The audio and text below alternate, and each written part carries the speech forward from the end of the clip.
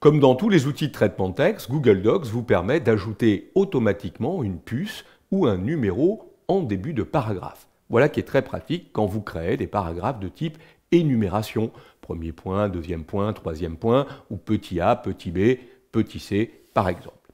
Ici, j'aimerais bien ajouter une puce au début de mon paragraphe soit.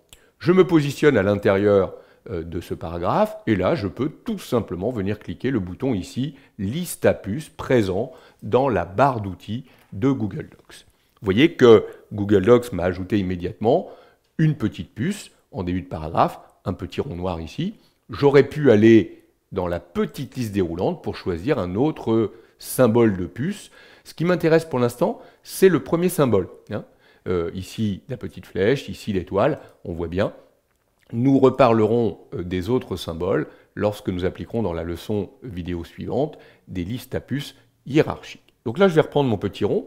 Notez qu'il a fait plus qu'ajouter une puce, puisque si vous regardez bien la règle, là-haut, il a non seulement mis un retrait à gauche pour décaler l'ensemble des lignes du paragraphe, on le voit ici, mais il a mis également un retrait de première ligne, et notamment un retrait de première ligne négatif, pour décaler sur la gauche la puce. Alors évidemment, ces retraits peuvent être modifiés, soit en bougeant les petits symboles ici, soit en repartant dans Format, Aligner, Mettre en retrait, Option de mise en retrait. On voit bien le retrait gauche de 0,63 et le retrait négatif de 0,63. Je pourrais par exemple dire, moi je veux un retrait gauche de 1, mais je vais laisser le retrait négatif de 0,63. J'ai donc décalé de 1 cm tout le paragraphe, et en plus, j'ai rajouté ce retrait de 0,63 pour la puce, pour qu'elle soit décalée. Très bien. Voilà comment on ajoute un paragraphe à puce. Alors on le verra plus tard dans d'autres leçons, mais quand on reproduira ce paragraphe sur d'autres paragraphes, automatiquement on récupérera cette puce qui est quand même relativement intéressant. Notez que si le symbole de puce ne vous plaît pas, vous pouvez toujours vous repositionner dans le paragraphe, repartir dans Format, choisir puce et numéro, puisque vous voyez qu'on retrouve de nouveau les listes à puces ici, mais on retrouve surtout un bouton ici, option de liste, qui vous permet d'aller choisir un autre symbole, voire même de le paramétrer, tout simplement en choisissant l'option ici, plus de puces. Et donc là, dans plus de puces, on va retrouver des catégories, ou des catégories récentes. Donc moi, je vais rester dans catégorie. Dans catégorie, on va retrouver des symboles, des emojis, mais également des éléments de ponctuation, des éléments de nombre, etc., etc. Vous voyez qu'il y a comme ça énormément de choses qui sont proposées là-dedans. Donc si vous êtes dans les symboles, vous voyez qu'il va vous proposer par défaut des flèches, puis des pictogrammes de commandes, etc., etc., des pièces de jeu, des devises. Donc vous voyez, en fonction de ce que vous allez choisir, là j'ai pris une pièce d'échiquier, peu importe, je vais pouvoir choisir cet élément et l'appliquer automatiquement comme étant mon symbole de puce.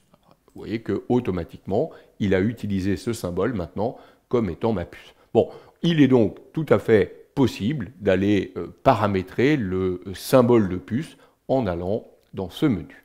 Très bien.